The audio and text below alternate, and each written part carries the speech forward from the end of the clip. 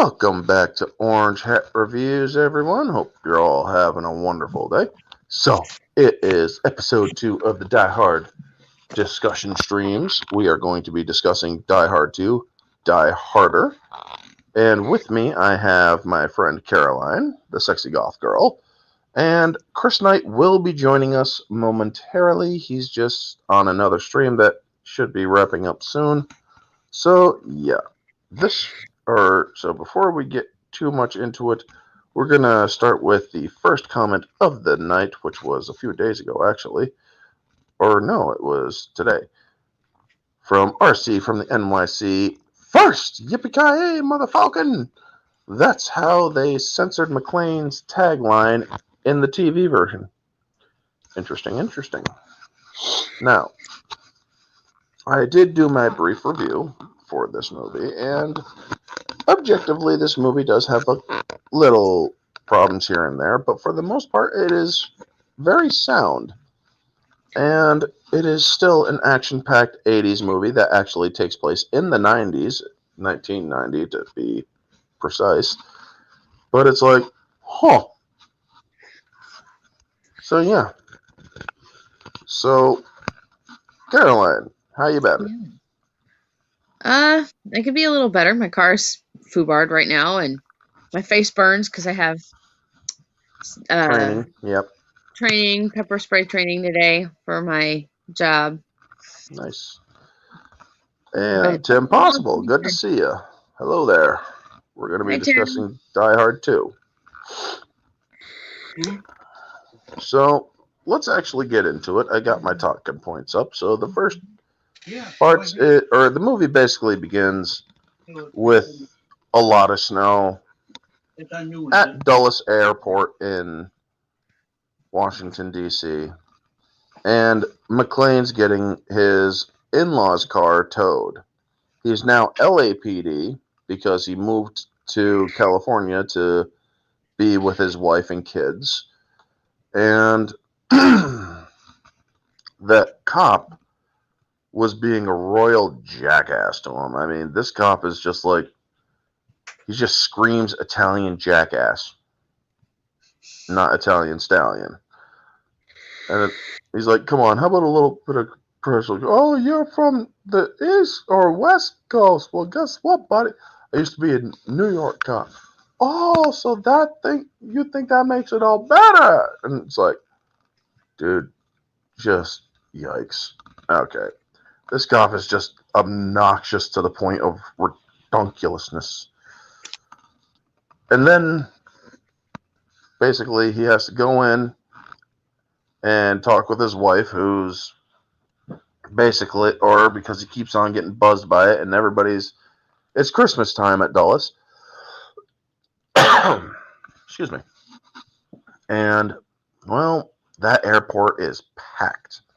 And they're like, well, you could pay $40 for it down at the impound. No, they're not giving him any sort. It's like, oh, God, this is just not his day. So, we then go to a hotel room, and they're talking about a deposed general by the name of Ramon Esperanza and how he's being extradited to the United States from Valverde. And then you see a naked guy doing a kata. I mean, there's nothing better than just setting up your villain by having a buck-ass nude in a hotel room doing kata. I find it kind of weird, but... Well, he's one of those... He's got to feel everything, including the breeze by his balls, apparently. It's just... Apparently. Yeah.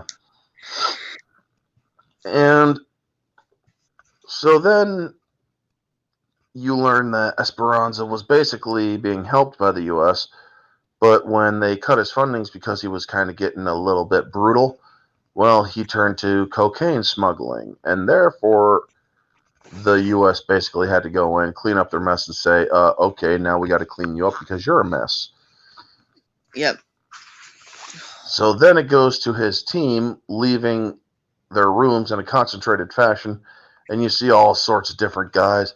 One of them happens to be the T-1000 Robert Patrick, and I'm like, oh, Price is Right review. Good to see you. So yeah, and I'm like, wait, T-1000 was in this? Dang. It was even before he was the T-1000. But yeah. So this movie like just gets everything set up in the first 13 minutes and then the action starts, like quite literally. So he finally gets, or McClane at the airport finally gets to get on the phone with his wife, and it's finding out that her landing was delayed by 30 minutes, and they talk to each other, and he's like, well, how about when you get in here, we'll go to a hotel, we'll rent a room at a hotel, get a bottle of champagne, and just spend the night together. And we'll see the kids tomorrow morning. And she's like, you're on, Lieutenant. And so, yeah, nice little sexy talk between husband and wife. And so then there is her seatmate on the plane. This lovely old woman that said how she got rid of her mace and instead has a zapper stun gun. And she tested it on her dog. Oh And my I'm God. like, and she's like, the Poor poor dog. thing limped for a week. And I'm like, I'm surprised the thing is alive. So, after he hangs up, he starts walking away and he bumps straight into the guy that was naked and whatnot. And he's like, you look familiar. And he's like, yeah, I've been on TV. So have I. And the bad, or then there's, or it goes over to a shot where he's, or to a church, an old abandoned church where this guy is listening to the news, and you hear,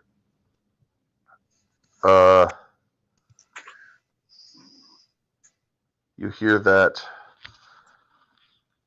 or you see that two guys pull up. Sorry, I'm focusing on a couple of things at the same time here.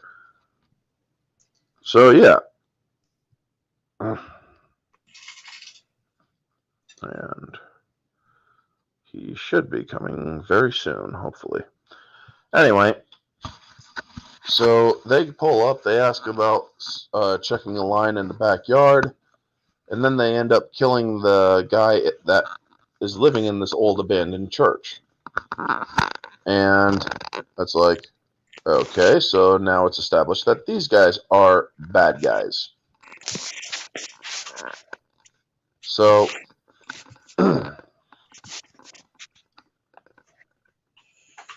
only seeing half of your face there. I know, I'm trying to get it adjusted. Mm-hmm. It doesn't want to There we go. sit right.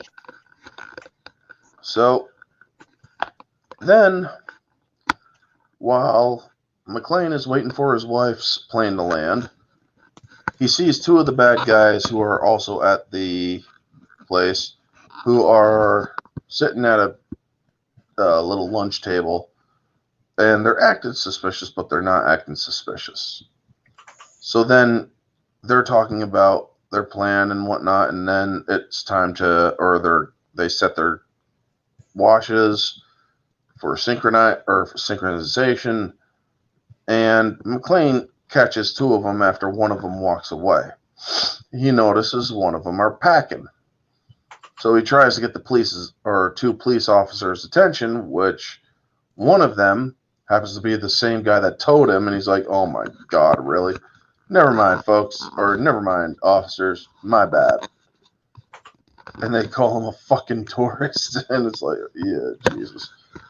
Now, so McClane tails him himself, and then has a bad guy, or a bag guy, sorry, get the airport police. He's like, is there any officers on patrol? Just the airport police. Well, please go up or go and get them.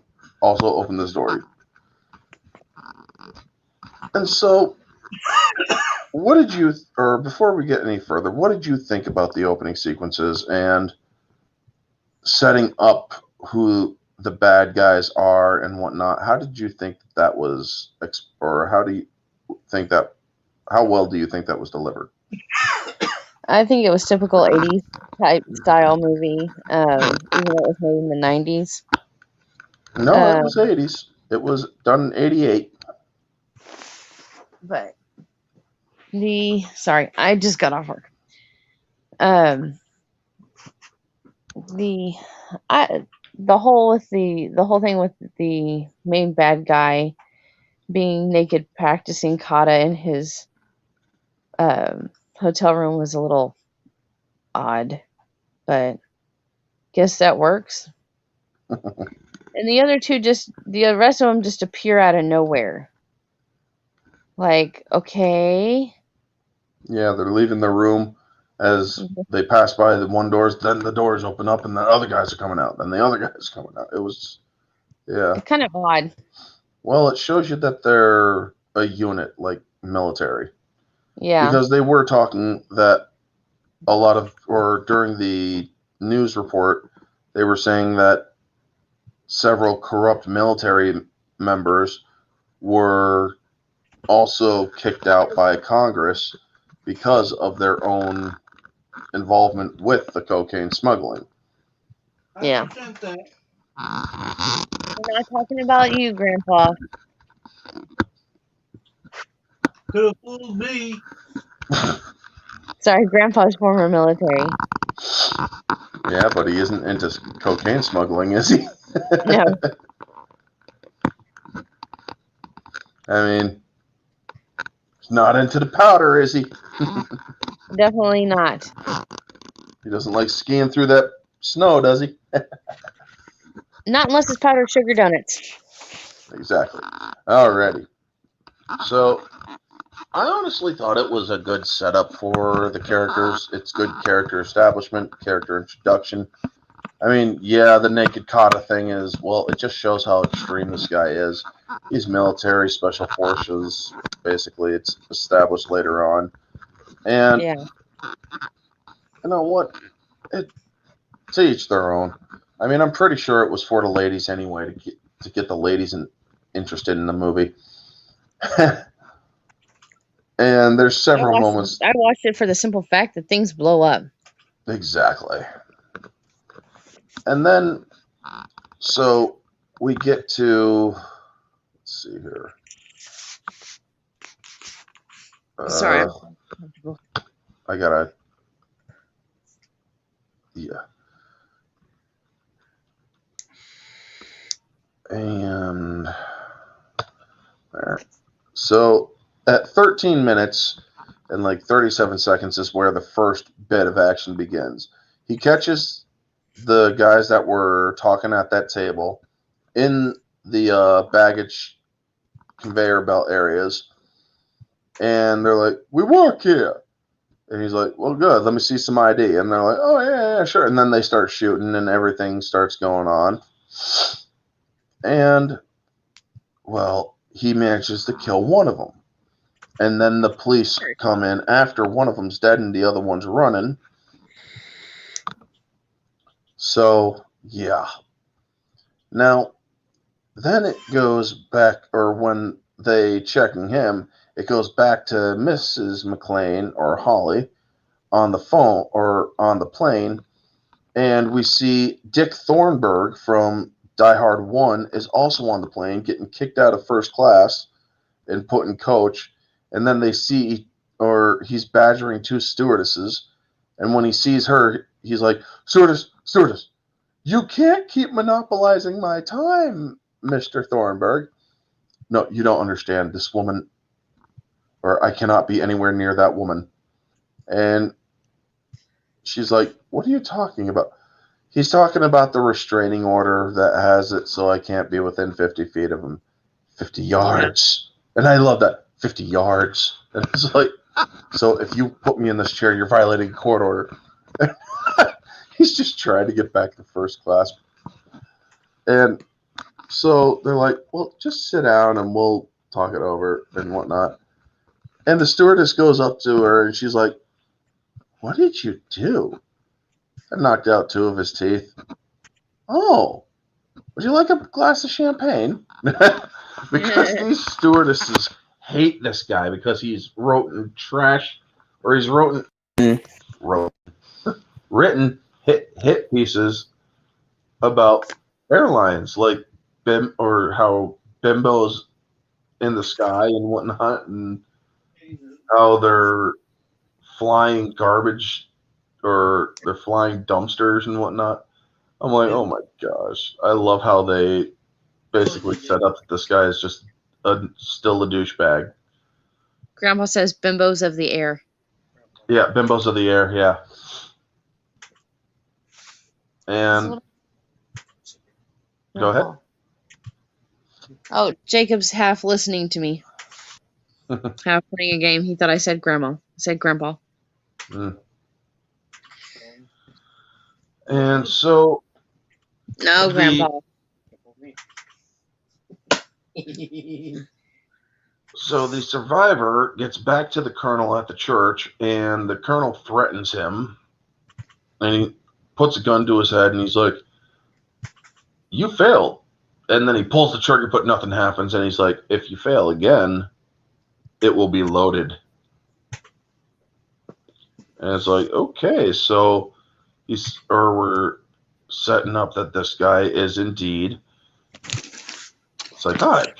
Because that guy's looking at him like, "Dude, you are nuts if you're going to just go and kill me." Now, I love how they reintroduced Thornburg because he saw Gennaro and she just smiles at him. He's like, "Stewardess, you can't let me anywhere near that woman. It's fear. I smell fear." Yeah, blood in the waters. Yep, basically. Good to see you, Happy Dino. Hello, Happy Dino. Money. But yeah, so where is Chris? I guess they're going a little late over there on that. Let's see if he's messaged me since. Nothing on the message. Thornburg! Indeed, Soul Assassin. Good to see you. Hi, Soul Assassin.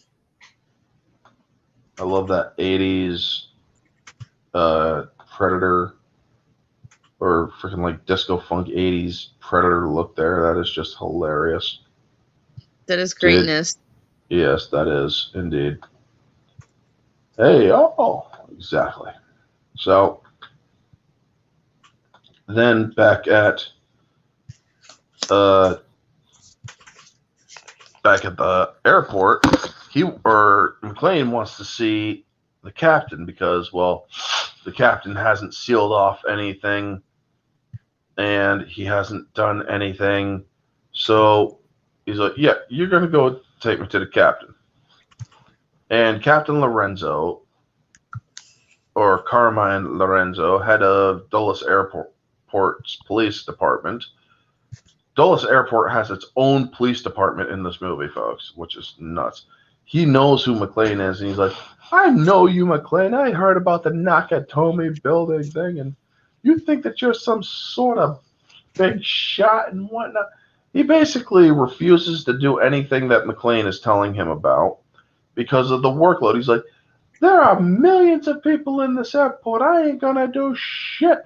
What do you expect me to do? Tell them to all just go away?" And it's like, wow, dude. And enter the first great line of this movie. And here to witness it happens to be Chris. How you doing?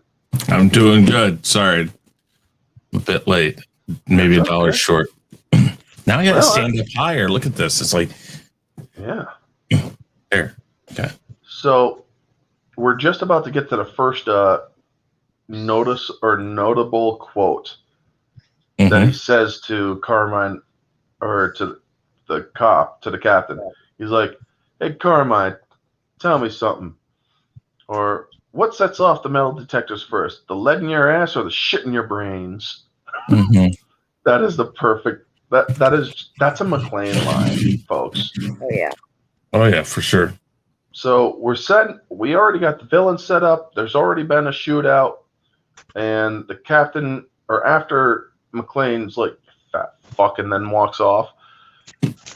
Carmine's you see him looking around, and then he sits down, and it's like, okay, so is he thinking about it, or is he just dismissing it out of hand? So it'll be answered later on.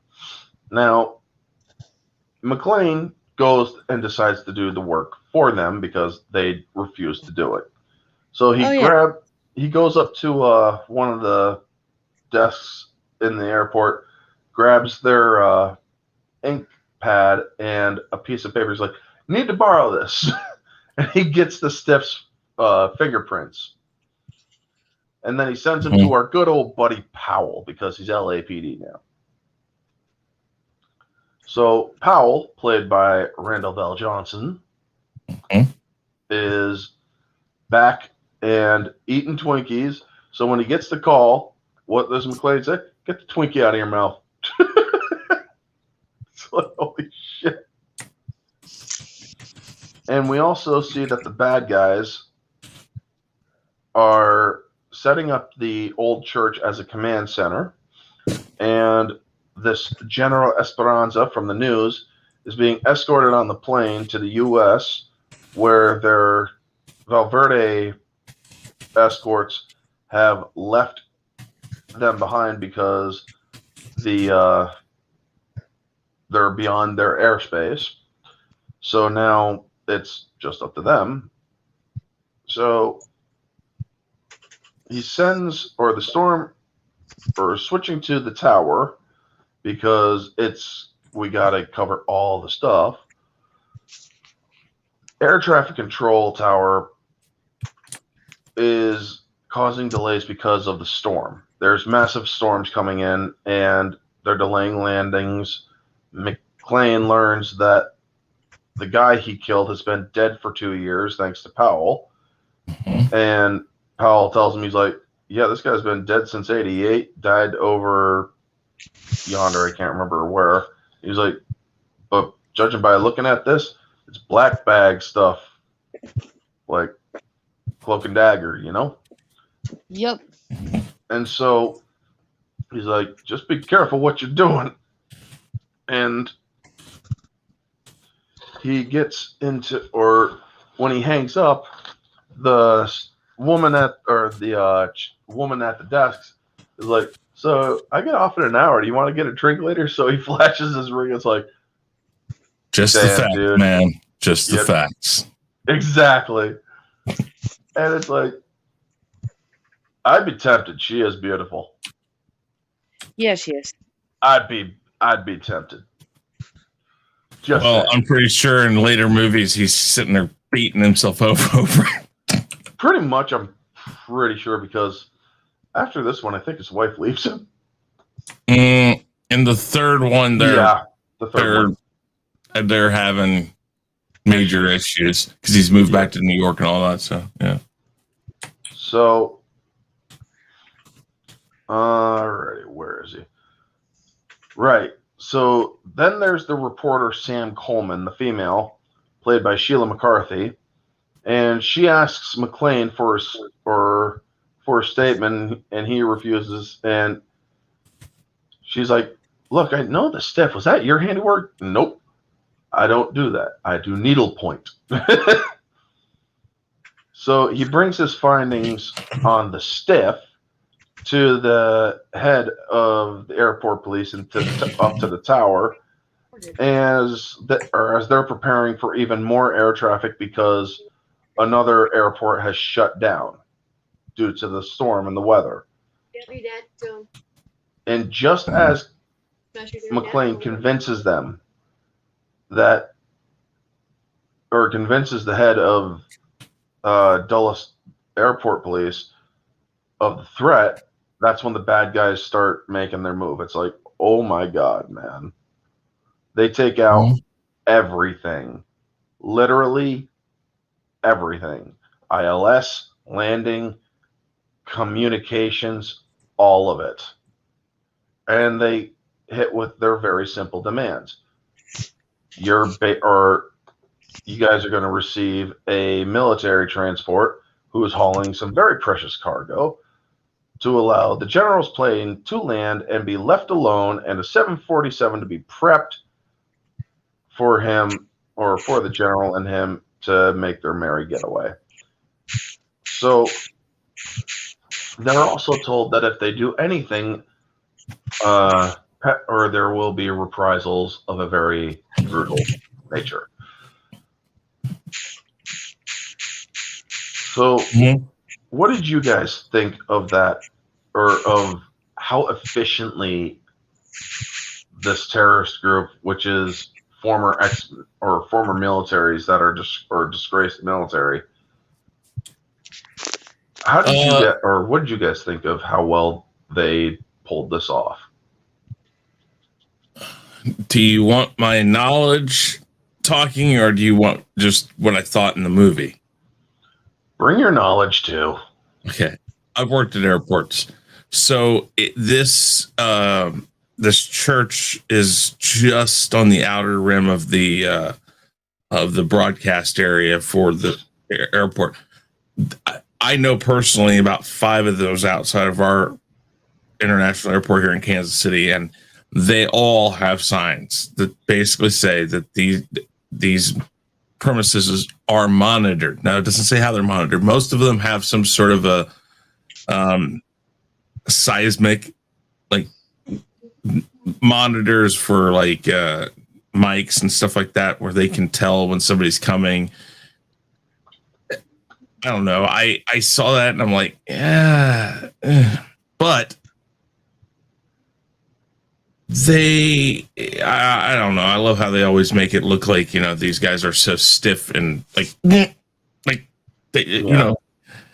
very overall, rigid. Yeah, they were very rigid. But overall, I guess the way they do it, they try to they go to get into the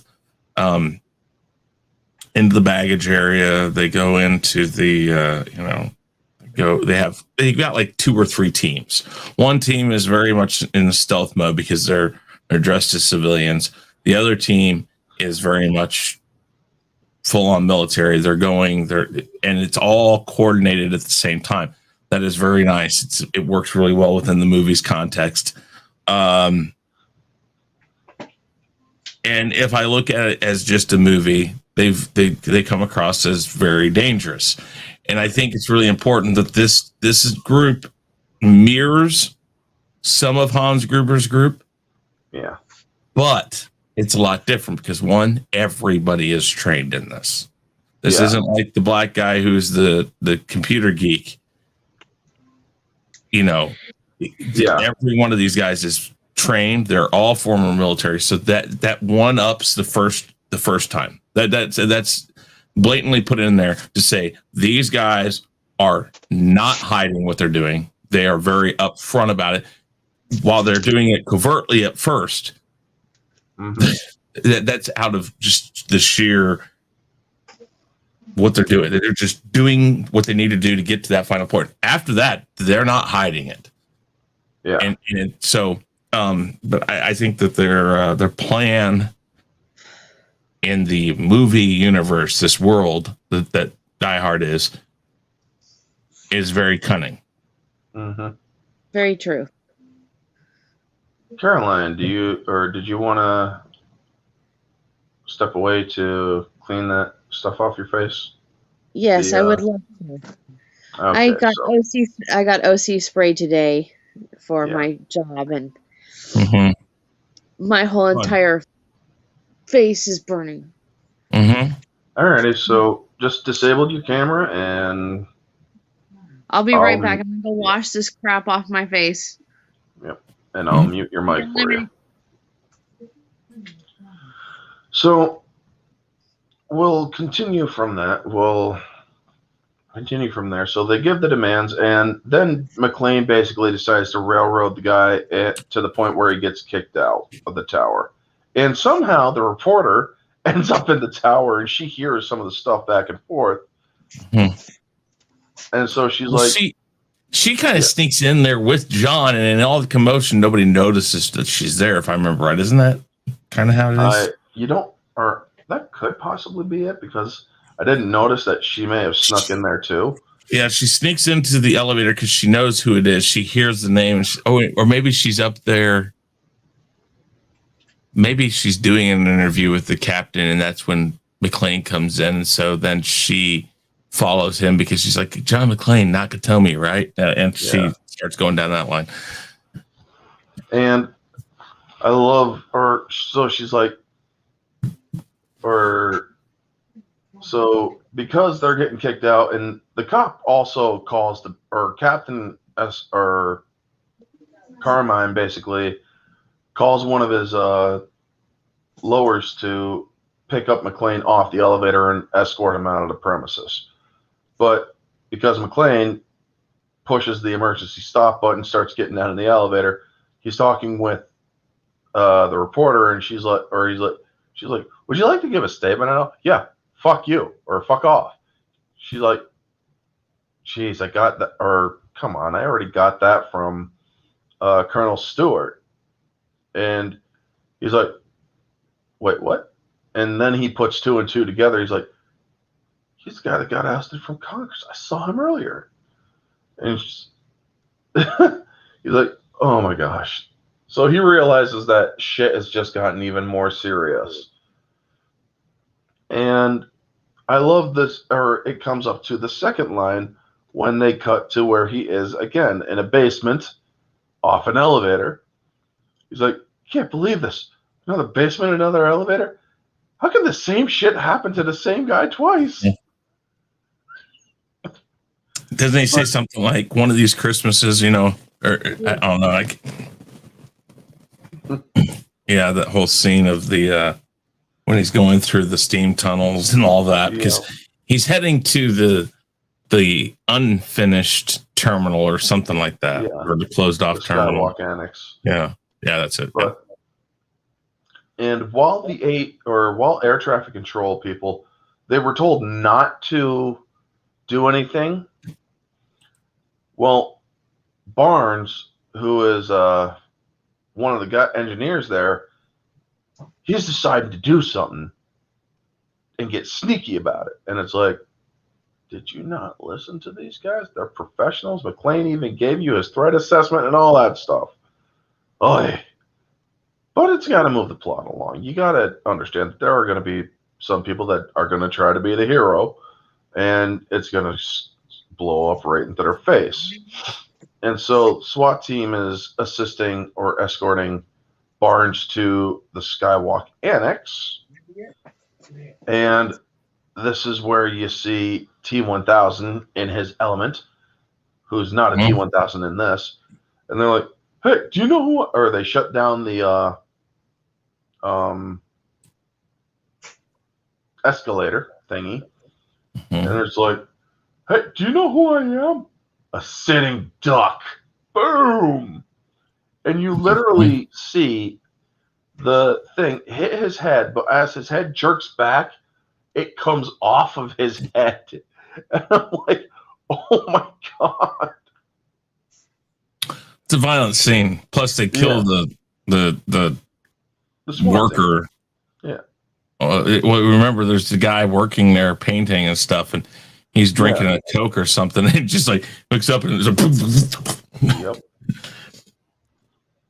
And so then the shootout ensues between the SWAT team and the colonel's men, who are dressed up to look like they were workers because they just killed those workers. And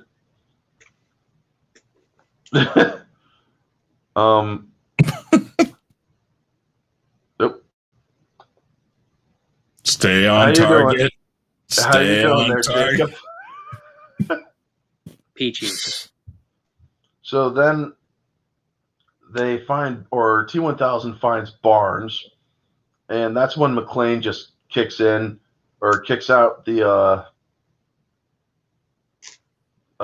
grating, and he's crawling through the damn pipe because he found a guy named Marvin who's told him how to get to the Skywalk Annex, because he's the engineer. He's the guy that has all the blueprints of the place. And this guy Marvin, you could tell he's not all there. I mean, I'd almost think he's kind of slow because the way that he talks, but I'm also probably guessing he's just got shell shock. I don't know. But he comes in, McClane does, ends up shooting the T-1000 through the grating that he just kicked onto his face, and then kills the other guys and rescues Barnes. And they're like, we got to get out to that antenna. And, well, then the antenna just blows up in their face. So it's like, okay, that's not good. So when the colonel learns that his men were killed and also killed a SWAT team, he decides he's like, get me one of the planes with the lowest fuel. And then he calms the tower again, and he pretends to be the tower. And he's like, set the floor at minus 200 feet. We're going to teach you guys a lesson because you didn't listen. I got to say, the ruthlessness of this plan and how ruthless they are, where they were basically going to make this plane nosedive, so to speak, except that they didn't nosedive. They came in pretty flat, but still dead. And he then learns that John McClane is also there. He's like, oh, McClane, I heard about you in Nakatomi. And I thought you were absolutely out of your element in in that Time magazine interview. And it's like, so it's like, yeah, I heard about you, man. You're a disgrace, and what, now you're just going to start killing cops? He's like, well, the world needs to understand that people like General Esperanza are necessary. And the government needs to understand that by ousting him, they made problems worse because he had the balls to do what was necessary to get stuff done and fight against things like communism and yada yada. And I'm like, yeah, but this guy was starting to become everything he was fighting. So then they go ahead. I was going to say, this has that feel of God, what's his name? In The Rock, the general in The Rock, or the right, Hummel. Yeah, it's a very similar story. I've been slighted by the U.S. government because, my people I've fought with were left behind or disenfranchised or not taken care of. And I'm going to take it out on you guys. And it's a very similar message. In fact, this one did it before The Rock, of course. And I think The Rock took a lot of cues from this movie. A lot of cues. In a way. But, yeah, it's, I don't think they do as good of a job as I wish they would have making him a sympathetic character in this. Yeah. Because when you were talking about military and people bucking the trend because they felt they're slighted or they're fighting for the people who got slighted, whatever. You want to feel like they're, it's wrong, but you see their point, and I don't think they quite pulled that off in this, but it's still done well. He does a very good job of it. Yeah. And then he leads a British airline that's running on fumes down, and McClane goes out there and with makeshift torches, petrol on the or paint thinner or something to light up some fabric. And he tries to flag down the plane. Unfortunately, down the plane, and I think he lights the runway on fire, trying to give him.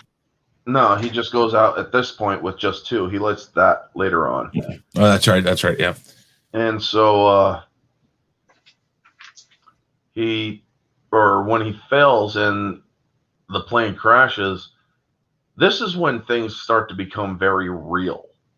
This is when it starts to, or when the people in the tower just saw what these guys could do. Station first, shit just got real.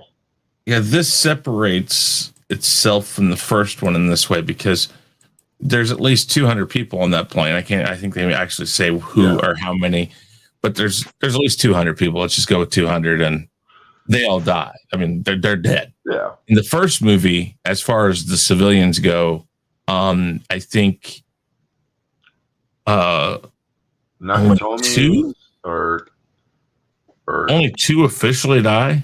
Yeah, or the head of Nakatomi Plaza, and Ellis. Yeah. So I mean, and that's so. Oh well, and the guard. Yeah. Oh, right, the guard. Yep. Can't forget the two guards. So there's four people that aren't the terrorists who die. Yeah. Even the SWAT team they send in doesn't die. They just get, I think they shoot them in the knees or something. Or wait, they deflect them. They also killed the armored truck. Well, they never. You don't know exactly what happens there. They blasted that thing with 2 rockets. I'm pretty sure that anybody who was in there is close. Okay, so max 10 people, max 10 civilians. There's a big difference to a plane crash. That's a big change right there. So that does a good job of showing how much different this is from the first one, because that's literally, for John, that's a defeat. Yes, that's not what he's trying to stop that from happening, and it happens first thing, just like boom. Yep. Also, when he goes among the wreckage, he picks up a charred doll. So then you realize there were also kids on that plane that died. So that even makes it even more real for him. So when when the ATF guy or air traffic control tower gets the manifests and whatnot, he goes up to McClane. He's like, your wife's plane has 90 minutes until fuel, or till they run out of fuel. And he also tells him that he's like, I know what you're going through. I'm very sorry that you're going through this, but we're doing the best we can. We just called an anti-terrorist unit or counter-terrorist unit in the Army. They're sending over their best. And it's like, you'd think that would be the worst thing that they would do, because, well, they just said if you make any attempts to freaking stop us, what's going to happen, So cutting back up to Mrs. McClane and Dick Thornburg, he's like, he notices right off. He goes over and he gets right up to her. She's like, that's a lot closer than 50 yards. He's like, look out there. You see all these planes, and you see all the planes circling and whatnot. And he's like, what's going on? So they don't make anything of it yet. And then the counterterrorism unit comes in. Their Army Special Forces, led by the guy that trained Colonel Stewart, the bad guy. And our personnel are then planning to use the outer beacons to transmit to the planes in a stealthy manner. Only 5 of them has that ability. And while this is all happening, Dick Thornburg goes up to his equipment guy and he's like, do you have anything that can tap into the cockpit? He's like, yeah. Well, okay, I need you to do that. And so they tap into you hear the outer beacon only going beep, beep, beep. He's like, let me know if anything changes. Okay. So then, hold on one second. The Army or Special Forces are planning making plans and whatnot. And McClane has been kept out of it because, well, he's a wild card, basically. They think that he's not trustworthy enough. Now, the general's plane at this point comes in on the radar, and while McClane is trying to figure out his next move, he realizes that Marvin, the guy that helped him through the ventilation shaft, has one of the decoded walkie-talkies, because the other one, he tried using the other radios and they were coded scrambled, and they needed to be decoded in order to hear what everybody else is saying. So Marvin actually got his hands on one of the decoded ones and was like, well, you lucky bastard. So McClane is able to listen in.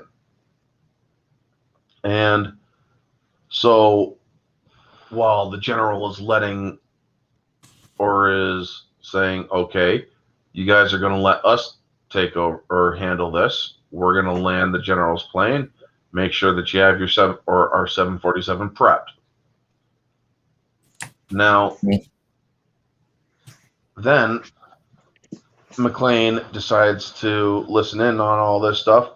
He's like, where's 2.5 runway? Because that's where the 2.5 runway is going to be.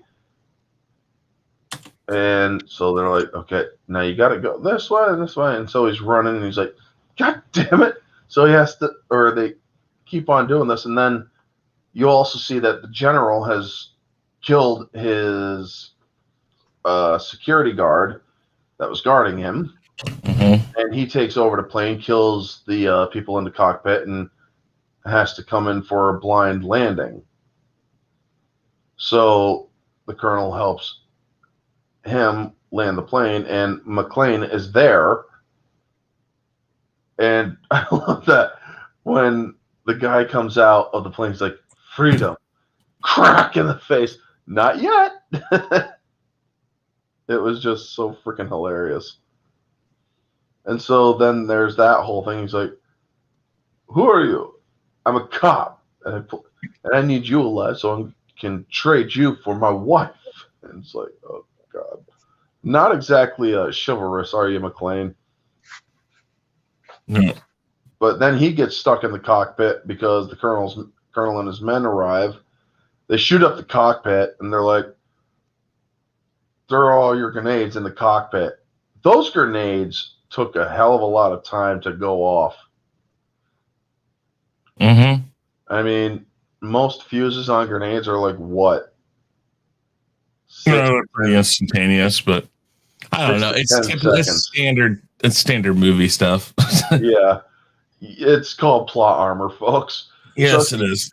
It gives him a chance to get into the chair or the co-pilot's chair and eject himself. And they see him and they're like, lucky motherfucker. And I'm like, yeah, I would say. So then after that happens and the general gets away, Dick hears about, or the ATF or the tower starts transmitting from the outer beacon frequency to letting people know that there's a terrorist plot going on. Mm-hmm. And then Dick Thornburg starts hearing it from his equipment guy. And it's like, oh, shit. Because what did he do in the last movie? He endangered the McClane's children and the McClanes while they were in Nakatomi Plaza by going to their kids. So you know that there's going to be something similar going on here. And he gets ready to release that story. So McClane gets yelled at for a stunt, and Barnes, the guy that just transmitted to the planes, he's like, take a look at this.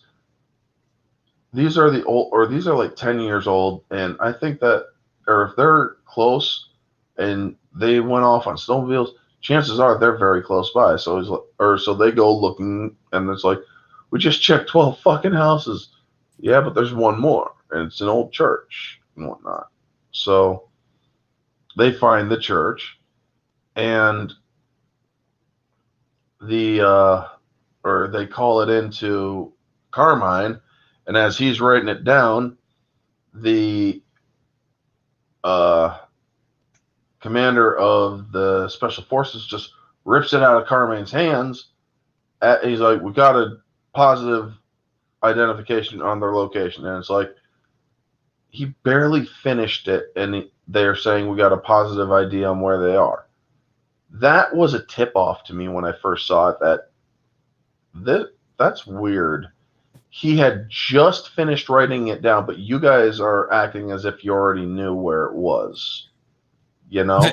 They play it off well enough that they've done their own recon, possibly. Yes. At this point, they play it off well enough that you're like, because he literally, right when they're like, we haven't checked this right here. What is that? Oh, it's this. It's at the outer beacon or whatever they say. Yeah. And that's right when the strike force comes in and says, we got this. It's like they were already planning on that. Yeah. But it's one of two things. And I guess I'll let you continue, but it's either they came to that conclusion on their own, or they hear that they're close to going out there, that they want to make sure that they're the ones to engage. Yep. I put in quotations because, well, you know what happens. So go ahead. Yeah. Sorry. So then McClane notices one sentry and he's going to fight him, but at this moment that his wife decides to buzz his beeper. And it's like, God damn it, not now, honey. And so that gets the sentry to start fighting McClane while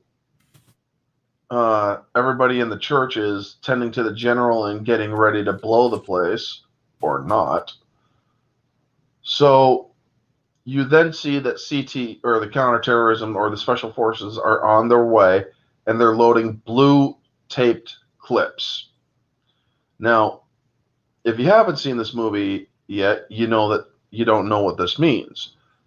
Mm-hmm. So it's like, why would they tape it blue? But you see that they're also changed so that most of these clips for the other guys are sent so that you eject the clip, flip it over, put the other one that it's taped to in. That is actually something that they actually do in the military when using that specific weapon, the MP5s, where you could just eject, flip, put it in, you're ready to go. Now, then McClane ices this one guy, like takes a freaking icicle and just jabs it right into his eye and breaks it off. And it's like, dude, oh shit, man. This movie is so much more violent than the first one. Yes, it is. It is far more graphic. You know, there's some violent scenes in the first one, but literally this one's graphic.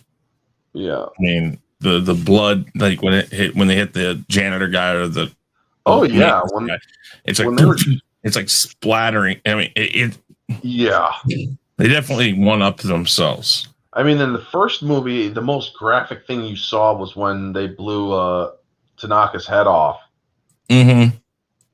And it's like, oh shit, man. Yeah. Banana clip, yeah. Soul Assassin, exactly. Yep. Are you enjoying yourself, Jake? Mm-hmm. Yeah, she is burning up, so I'm going to finish the stream for her. She already gave me that's awesome. That's review. Good. So then CT there, and they do a shootout. Now, if you're noticing, you're not seeing anything get hit while they're shooting. So it's like odd. And also the commander basically tells Carmine to go fly a fucking kite while McClane is there because he wants McClane gone. But, well, he's like, you're a real asshole. He's like, yeah, but I'm also an asshole. You're kind of asshole. So then you see the firefight is basically fruitless, and they're starting to leave with the general on the snowmobiles. And McClane shoots 2 of them.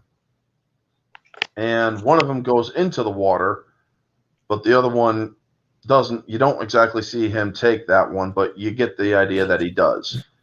And he also now has a machine gun again. Mm-hmm. And while he's doing the shootout, they see that he's trailing them, and so it's like, take care of him. And then you see everybody else switching from blue to red. So it's like, okay. So McClane, he doesn't know about the blanks yet. And so when he shoots at him, and he's like, I should have, or that guy should be dead. He then looks, but It's like I had him right in my sights. Yeah, I had him right in my sights. And they all shoot up his snowmobile, and he ends up flying over a freaking truck. It's like, woo! Mm-hmm. But it ends up blowing up over the truck. So it's like, oh, damn. So they all get away, and they're all heading to the tower, or to the hangar where the 747 is. And you see, or you hear the special forces guy. He's like, you handle it yourself, man. We're not gift wrapping you hostages and whatnot. He's playing it up because it's already or you notice that these are blanks. Well, they were also using blanks, so the jig is up basically at this point. And when McClane notices this, he crashes or he gets back to the place and crashes down into Marvin's basement, and Marvin gets him up there and driving him around on that like scooter thing. And this next part is just freaking priceless. Carmine wants him arrested because he's sick and tired of McClane. And he's like, I'm going to have you arrested right now. So McClane is trying to tell him about it. So he just shoves him across and just unloads the blank clip at him. It's like, oh my God, that is frigging priceless. No, that's McClane's way, man. That's like, you know what? You're not going to listen to me, screw. Because it's almost like, it's like what he says to the chief in the first one, where he says, you know what? If you don't mind fucking around, or if you don't mind if you're done fucking off, put the other guy put the other guy on because it's more helpful or something like that. He doesn't give a crap. He's like, yep. And I also love what he said in the first one. It's like, hey, I didn't just get butt fucked on national television. But yeah. So now that these guys are thoroughly convinced that, oh shit, we've been duped, that one guy that was transferred to the Special Forces unit like last week, he's like, where'd you guys serve? Grenada. Yeah, 5 minutes for 5 weeks of pain in the asses. And then he's like, I wish I would have served with you guys. Yeah, I wish you would have too, because I wouldn't have had to do this. And then he slits that dude's throat. So now you know that that just basically confirms it, that the CTU are with the terrorists, or the counterterrorism unit is actually terrorists themselves. They're with the colonel, and they're all getting on the plane too. So while this is happening, Dick Thornburg is releasing the story and causing a freaking panic to go on in the airport. He does that. He's on, and and the picture they show is like the really it's like a really stupid picture when he's on the news. Yeah. He's saying, I don't know if I'm going to live past tonight. He's like all dramatic about it. It's like, oh my God. For freedom in our country. And it's like, and if this is my last report, Holly Gennaro has heard or starts to hear what she's saying because the old lady dropped her headphone thingies. Mm-hmm. And so she listens in and she's like, oh my God. And so she takes the old lady's stun gun, opens up the bathroom and just stunts him while he's still alive. And it's like, oh shit. Amen to that, Dick. Dick, are you there, Dick? Are you there? Yeah. We're live, Dick. We're still alive. Thunberg, what a dick. Thornburg, not Thunberg, dude. But hey, she's also a bitch. But yeah. No, it's is it true? Yes, it's true. This man has no dick. Yeah, there you go. I think it's so hilarious though that they do that. It's like it's almost a joke. It's like a running joke in his career. Yeah. So then while everybody's getting outside, all the police are going to converge on the hangar, or Carmine's like, McClane, say hello to my brother. Merry Christmas. It's the guy that fucking told him in the beginning of the movie. And it's like, oh my God, are you fucking serious? So they're trying to pull out when a fucking taxi cab gets in front of them. So they hit that. And it's like, oh my God, this is just not their day. So they got to find, or McClane's got to find a way on the runway, or find a way to get on the runway. Because now that shit's going down, well, his planes, or his wife's plane, has just contacted the towers like, we have to come in for an emergency landing. We have no choice. We are on, or we are at fumes. So McClane gets in a chopper, or a news chopper, with Sam Coleman, the female reporter, and she's like, "You get me this exclusive, I'll have your baby." And I just he's like, "I'm not looking for that kind of ride." Mm-hmm. And it's like, I'm not looking for that kind of ride. So they get out there, and he's like, she sees how tense he is, and you're like, "I don't like flying." Then why are you here? Because I don't like losing either. Mm-hmm. So they finally get him up to the wing of the plane, and he jams the ailerons with his or the aileron on the wings with his jacket. Mm-hmm. And then they find out, oh crap, McClane's still here. And the general's like, this time take care of him for the right way. So then the special forces guy goes out, played by Amos. What's his name? He played in Coming to America. John Amos, I think. Yeah, I think it's John Amos. But yeah. I don't remember. He played McDowell from Coming to America, the first one. Yeah.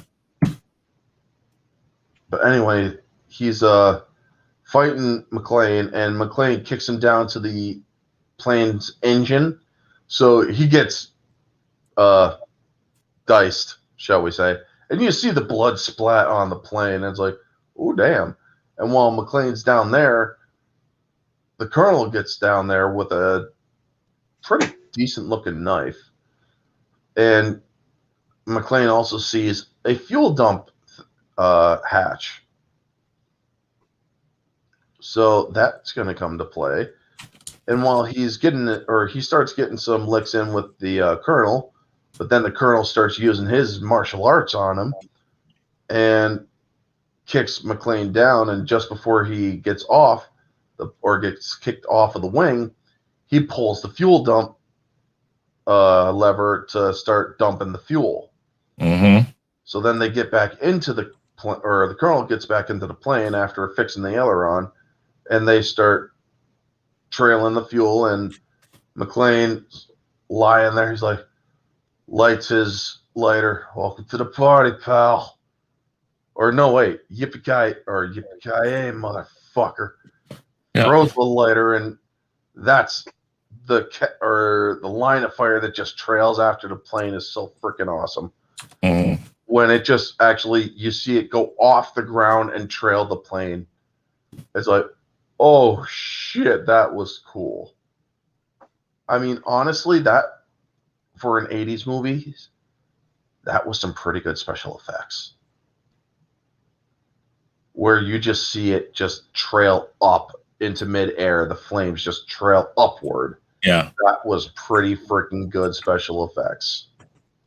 This movie, the green screen effects and stuff like that, Yeah. you can tell at times, but at other times it works out pretty good. Like the worst scene I would say in this movie is when he's being ejected, because it's so, and when they've done it for 4K and stuff, it's so obvious. It's like, oh, wow. Yeah, it really is. But other than that, they do a really good job with a lot of the effects in this movie. I mean, this is what, 1988? Yeah. And then the third one was what, 93? 92. Yes, Soul Assassin, actually. The Colonel was the farmer from the Green Mile. Mm-hmm. So, yes.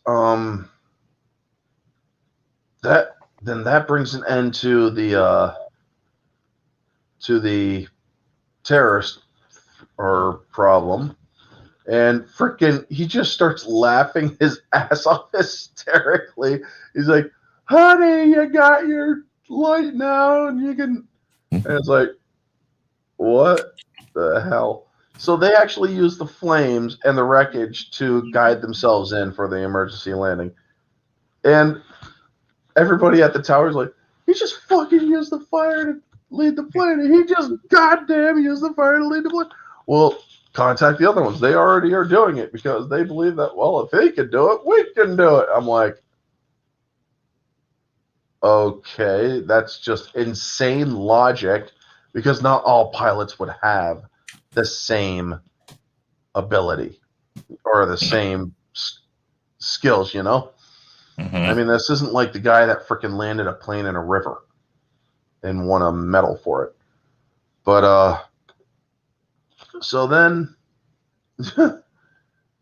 Holly's plane lands.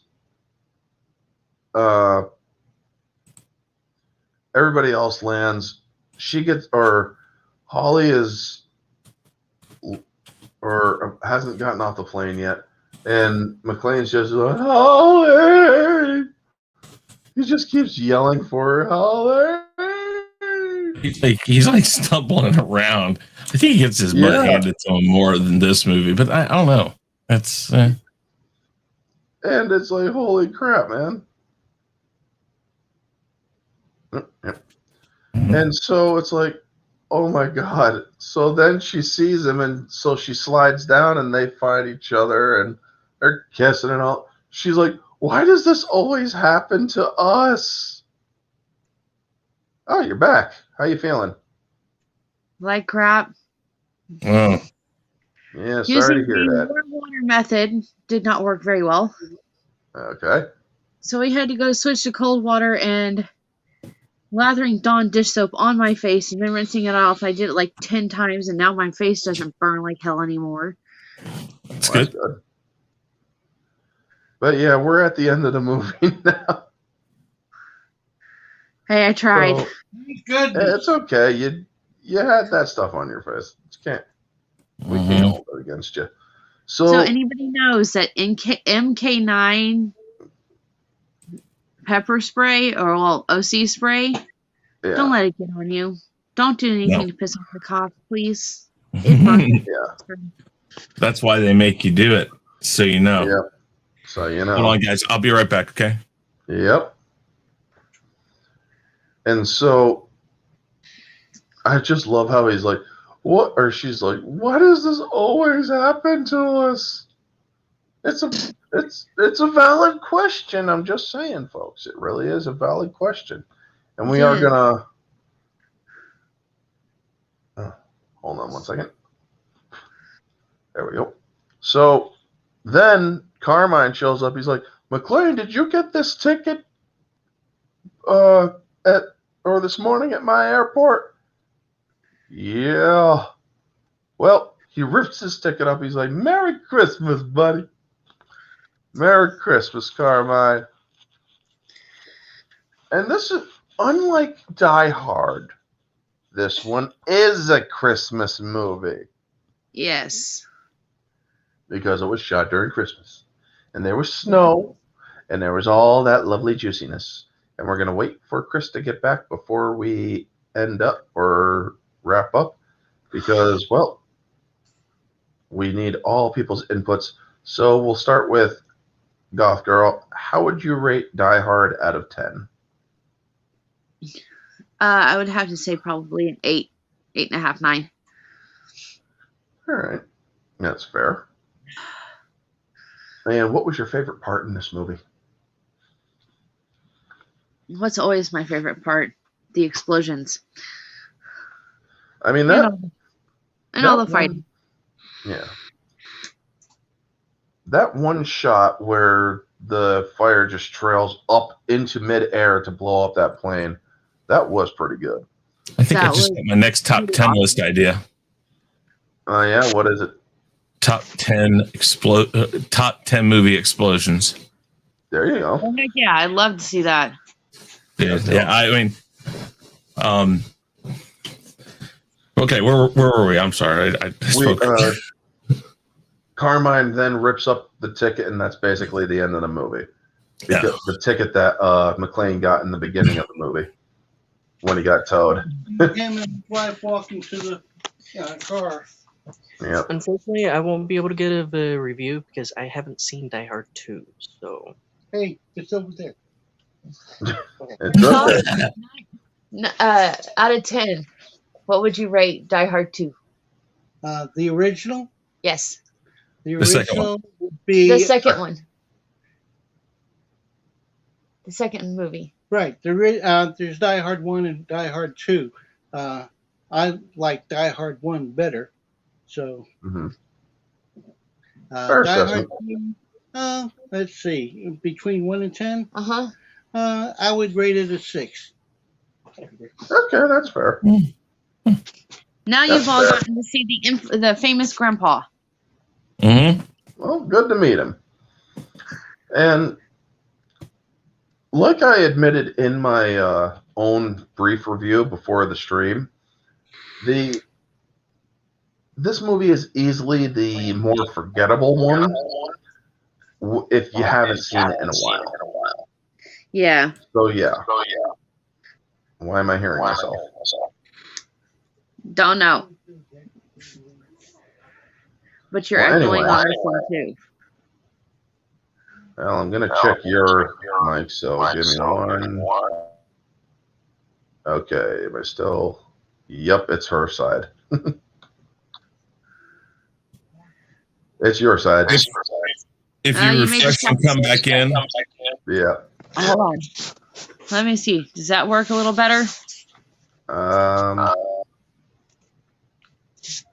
think it cut out. Nope. Better? I'm still hearing myself. we still hear it. Yeah. Okay. Let's try lifting it up. All right.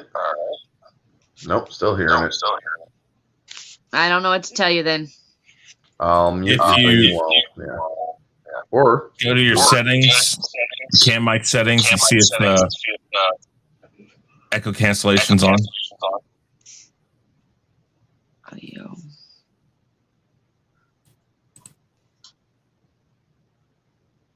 because I think she's on her phone. Well, whatever she did, I'm not hearing myself now. I turned it on. So There you go. Already.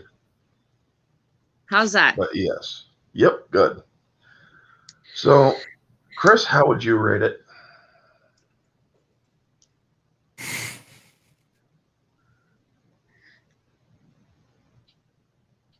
Probably a strong 7, possibly a low 8. I think that I don't know. This movie's is done well. It's just it's not the same feel as the first one. There's something about the first one. Maybe it's the fact that him and his wife are in the building together. They're all of the planes flying around. I know that's why they destroyed the plane at the beginning. Is they want you to know that these planes have to land, and that this terrorist group's in charge of the ability to do so. I know why they're doing that. But if you're going to do that, then you probably should have destroyed 2, or maybe done a second one. Yeah. And either the first one, John successfully does something to help it land, or pull up, and the second one he doesn't, or vice versa. The first one it blows up, and the second one they start to screw with another one, and he stops it, and that's when they realize, okay, he's a problem. Go get him. Yeah. Much like when he kills Hans's brother in the first one. That's kind of that moment when they're like, okay, he's an issue. I'm sorry, Carl's brother. That's kind of where it becomes the brother starts going like, I gotta go get him. He's a problem. I don't like this guy. And something like that, because there's never a point when anybody in this movie really views John as anything more than a nuisance. Exactly. The cops, the terrorist. In the first one, while he's a little bit of a nuisance, it gets worse and worse and worse. This one, he doesn't get like that until the very end when he's pulling the fuel dump. I mean, that's literally the biggest thing he does in this movie.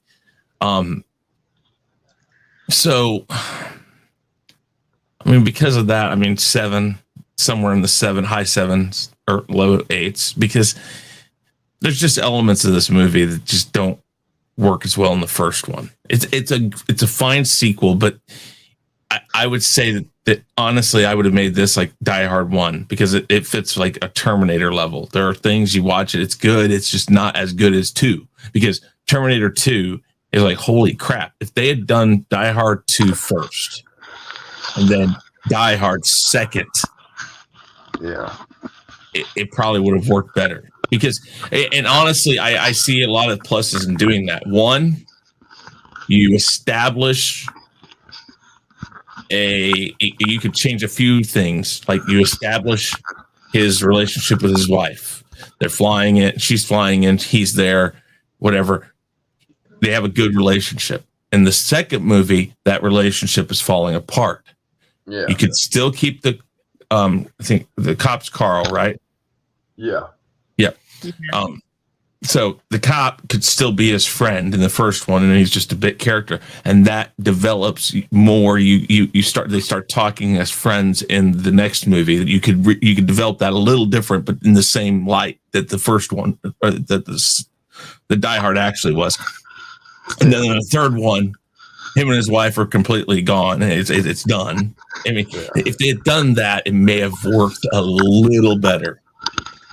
Yeah. Because this to me has the feel of a movie that is at a beginning, like a series that it's at its beginning. Because I think 1 is very good. I like 3. I don't know, a lot of people don't, but I mean Samuel L. Jackson adds a good touch to it, and it's a different feel, but it's connected to 1. Mm-hmm.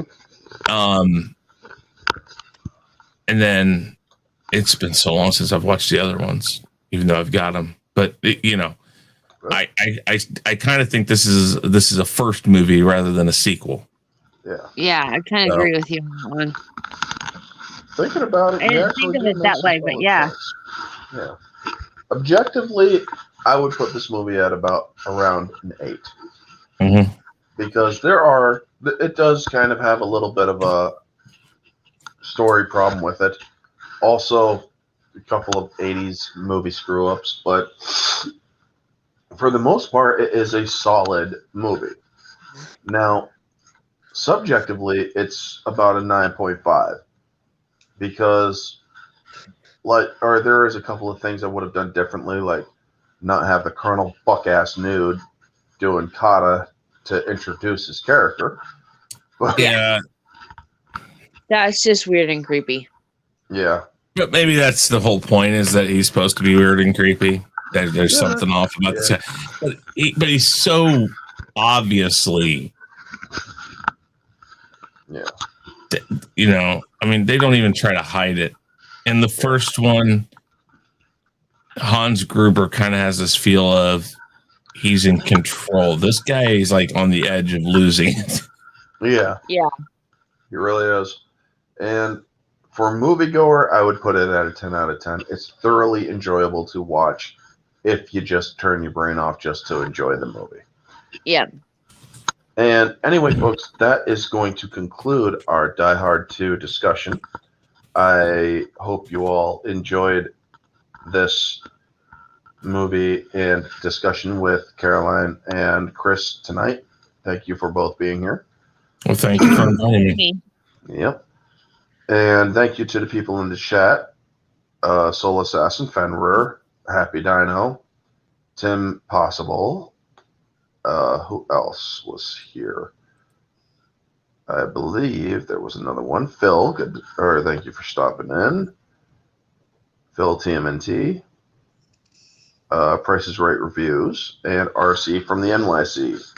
Thank you all for tuning in. Stay tuned in 2 weeks as we will be discussing Die Hard with a Vengeance, where a bit from McClane's past will come back to haunt him. Now, are we doing all of them? Oh, yes, we are doing Live Free and I gotta go back and watch the other ones for sure. So, yep. Are there 5 or 6? There's 5, right? 5. Just 5, yeah. Yep. Mm-hmm.